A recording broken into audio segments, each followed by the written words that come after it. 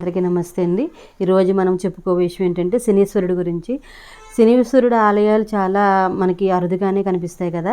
అయితే ప్రతి క్షేత్రంలోనూ కూడా 2 కళ్ళు ఉంటాయి. ఈ ఆలయానికి వచ్చేసి 6 కళ్ళు ఉంటాయి. అసలు ఈ 6 కళ్ళు ఏమిటి, ఆ గుడి యొక్క క్షేత్ర కథ ఏమిటనేటిది మనము ఈరోజునైతే విందాము. మనకి చాలా అరుదుగా శనీశ్వర ఆలయాలు ఉంటాయి కదా. అది సాధారణంగా శనీశ్వరుడు నవగ్రహ మండపం మనకు ప్రత్యేకంగా కనబడుతూ ఉంటాడు నవగ్రహాల్లో. అయితే త్రిమూర్తుల అంశంగా భావించబడుతూ ఉన్న ఈ శని భగవానుడు 6 కళ్ళతో, కిరీటంపై విభూతి రేఖలతో, నుదుటిపై నామాలతో దర్శనమిస్తూ ఉన్నాడు.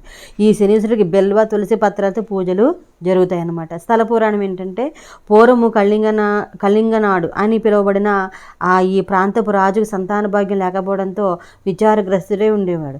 ఒకరోజు రాజుకు దేవకన్య కనిపించింది. ఒక పిల్లాడిని దత్తత తీసుకుని పెంచితే సంతాన భాగ్యం కలుగుతుందని చెప్పింది. అలాగే ఆ పేద దంపతుల నుంచి పిల్లాడిని దత్తత తీసుకుని పెంచగా కొన్నాళ్ళకు వారికి పుత్ర సంతానం కలిగింది. దత్తపుత్రునికి చంద్రవదనుడని, తమకు కలిగిన పుత్రునికి సదాగుడని పేర్లు పెట్టి అల్లారు ముద్దుగా పెంచసాగారు. పిల్లలు పెద్దవాళ్ళు అవగానే న్యాయమూర్తి అనే రాజు తన దత్తపుత్రునికే పట్టాభిషేకం నిశ్చయించి జోషులకు పిలిపించి ముహూర్తం పెట్టమని అడిగారు.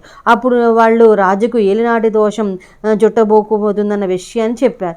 ఆ విషయాన్ని విన్న చంద్రవదనుడు సురభి నదీ తీరంలో ఇనుముతో శనీశ్వరుని విగ్రహాన్ని తయారు చేసుకుని ఘోర తపస్సు చేయగా శనీశ్వరుడు ప్రత్యక్షమయ్యాడు. అప్పుడు శనీశ్వరునితో చంద్రవదనుడు తనకు సింహాసనం వద్దని, కన్న కొడుకుని కాదని దత్తపుత్రునికి సింహాసనాన్ని సంకల్పించిన రాజుని పట్టుకుని పీడింపబోవడం బాహ్యంగా లేదని, కావాలంటే తనను పీడించుకొని పట్టించమని వేడుకుంటాడు. అతని ప్రార్థనకు సంతసించిన ఈ శనీశ్వరుడు చంద్రవదనుని 7.5 రోజులు మాత్రం పట్టి న్యాయానికి కట్టుబడే వాళ్ళను, ఇతరులకు సాయపడే వారిని తాను ఎప్పటికీ పట్టి పీడించమని చెప్పి అంతర్ధానం అవుతాడు.